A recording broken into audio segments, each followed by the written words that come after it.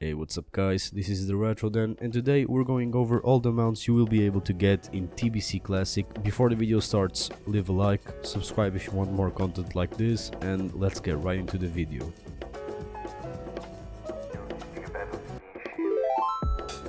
So, with WoW Classic coming to an end and TBC right on the door, we're getting ready to go into Outland and get that flying mount at level 70. And with the addition of flying mounts, a lot of mounts came into the game with TBC. In this video I'm going to cover every mount you're going to be able to get and how you can get them, so let's get right into the video. To start off, we have the racial mounts. In TBC, 2 races get added, one for each faction, the Draenei for the Alliance and Blood Elves for the Horde. With both of these races come their respective racial mounts, which are the Alex and the Oxstriders. Both of them come with 6 variations and can be bought in the capital city of the specific race, Exodar for Draenei and Silvermoon for Blood Elves. Now we have the PvP mounts. There are a total of 12 PvP mounts you can buy.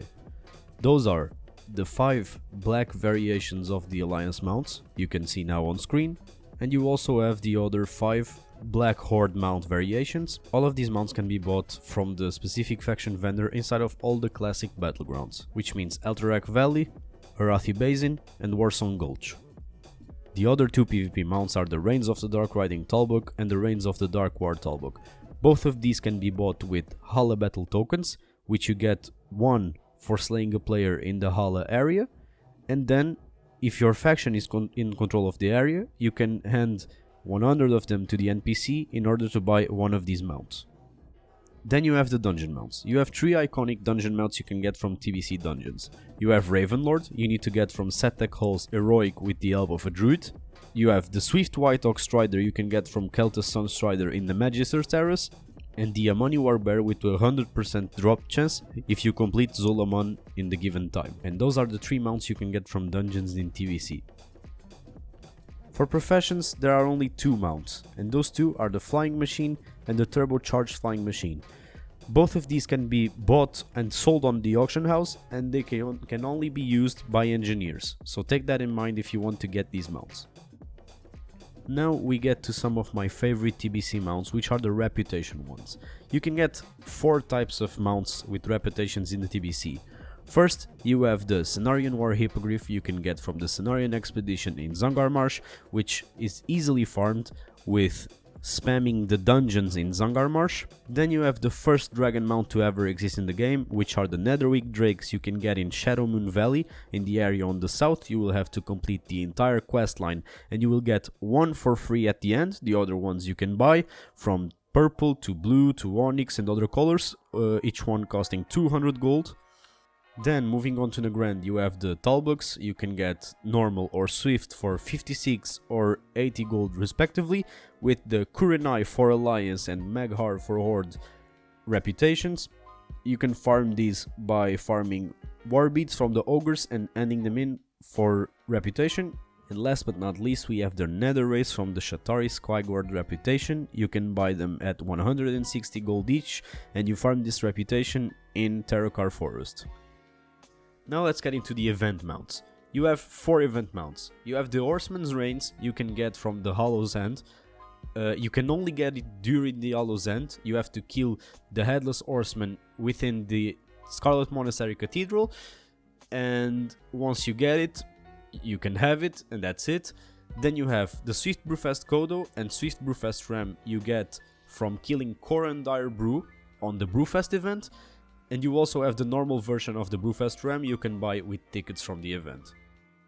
Taking a step back now on this list, we have the basic flying mounts you can get in TBC. Those can be bought either at Shadowmoon Valley or at Hellfire Peninsula, and for the Alliance you get the Griffins, which is the basic flying mount, and for the Horde you get the Wind Riders. Both of them can be purchased at 100 gold for the rare version and 200 gold for the epic version before the reputation discounts. After the reputation discounts, these mounts can get much cheaper. For these mounts, of course, you'll need your flying training, which will cost you around 800 gold, so if you're planning on buying that once you get to 70, you won't get it from quests, and start farming now if you want to get it as soon as possible. Now let's get into the coolest mounts you can get in TBC. Most of these are already known by all of you, and to start off, let's start with the 2 raid mounts you can get. Those 2 mounts are the Ashes of Alar, which will drop out of Kael'thas Sunstrider in DI, or Tempest Keep, or however you want to call it, and the Fiery Warhorse's Reigns. The Fiery Warhorse's Reigns drop from the first boss out of the 10-man raid Karazhan, Attumen the Huntsman, so that's where you can get it. The other 3 cool mounts I need to talk about are the Gladiator mounts you will be able to get if you get Gladiator rank in Arena, which also comes out in TBC.